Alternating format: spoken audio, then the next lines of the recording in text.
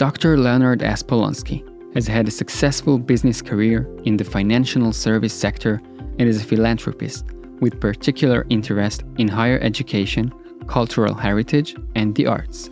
At the Hebrew University, he established the Polonsky Prizes for creativity and originality in the humanities, which have been awarded annually since 2004. He is a founding chairman of the Board of Trustees of the Polonsky Foundation, a United Kingdom registered charity that supports cultural heritage, education, and the arts in the United Kingdom, the United States of America, Israel, and Europe.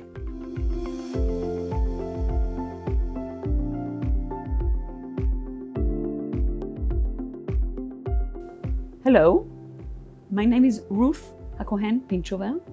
I'm the Arthur Rubinstein Professor of Musicology in the Department of Musicology at the Hebrew University, and I co-authored the book Composing Power, Singing Freedom, together with the late Professor Yaron Ezrahi, who passed away 5 months ago.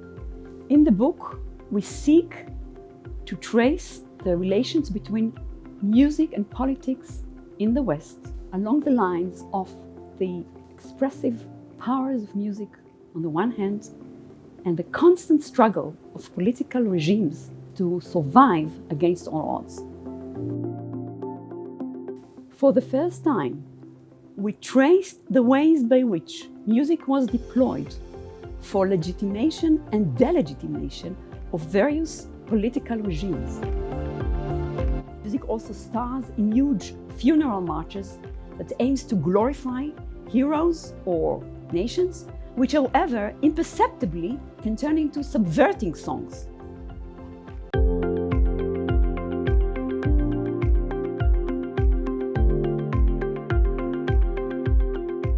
Hello, my name is Meir Niehav. I'm the Max Cooper Professor of Jewish Thought at the Hebrew University, and presently I also serve as the head of the department.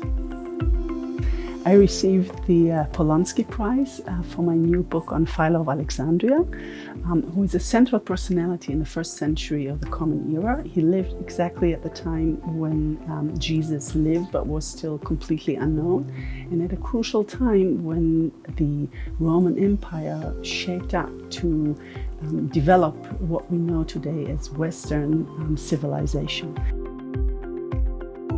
For the first time in my book, I asked the question, what impact this embassy had on Philo?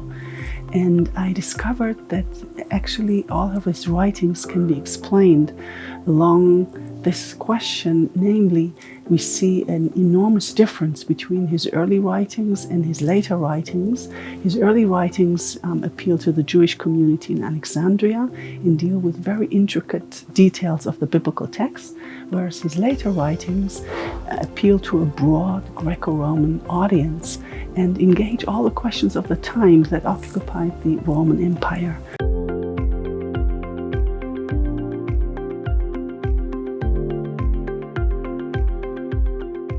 Hello, my name is Hadar Feldman Samet.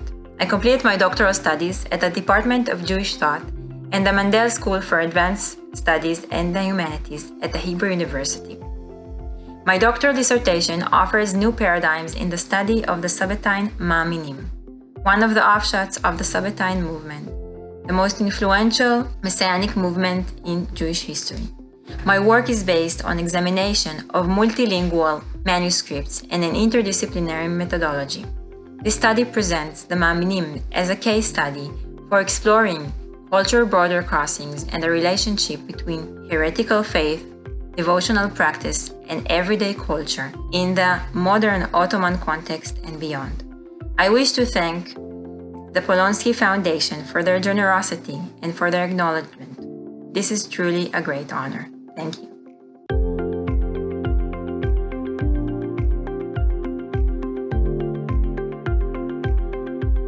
Hello, my name is Moshe Chachik. I'm a PhD student in Ashkenazic Halacha in Medieval Ages. התזה שלי עוסקת בהפנמת השולחן ערוך בפולין בשלהי המאה ה-16. בעקבות הדפוס נוצר ויכוח מאוד סוער בין פוסקי ההלכה ביחס לריבוי מסורות בין אשכנז וספרד ואיטליה. התזה עוסקת בזיקה שבין החברה, בעיקר החברה הנמוכה, לספרות ההלכה. היא מסבירה למה דווקא בעת הזאת נוצר הצורך לספק ספרות הלכה מיוחדת להמון, וזה בעקבות ריבוי המסורות שהיו בפולין באותה העת. זה לא היה בעצם ניסיון ליצור קודיפיקציה בפולין, כמו שזה היה ניסיון להציל את המסורת האשכנזית שהתחילה ללכת לאיבוד. I would like to thank the Polonsky Foundation for recognizing my work. I hope that because of that, the academic world would gain from that.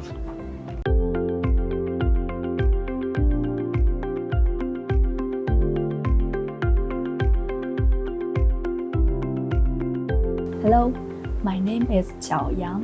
I'm a PhD student in Hebrew University of Jerusalem. I was born and grew up in China. In 2006, I arrived in Israel for the first time. I learned here Hebrew, and after that, I became a Hebrew teacher in China. But I returned to Israel in 2010 to do my MA studies. I did my MA in Hebrew University, and now I'm doing my PhD studies. I work on the interplay between the Mongol Empire and astrosciences. I ask the questions: how did astrosciences serve the biggest pre-modern empire? The Mongols conquered 2/3 of the known world in the 13th century, and they believe this was done by the will of heaven. Therefore, it's very important for them to interpret the will of heaven, and the astronomers were experts who interpreted the wills of Tengri, the heaven.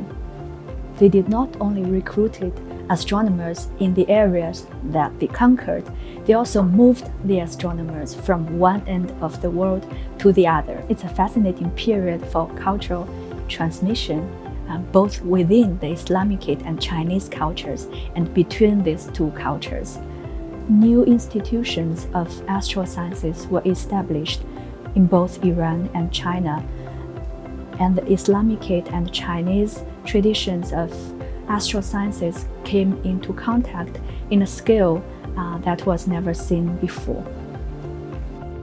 Our university is deeply in debt to Dr. Polonsky for his deep involvement and devotion to this institution.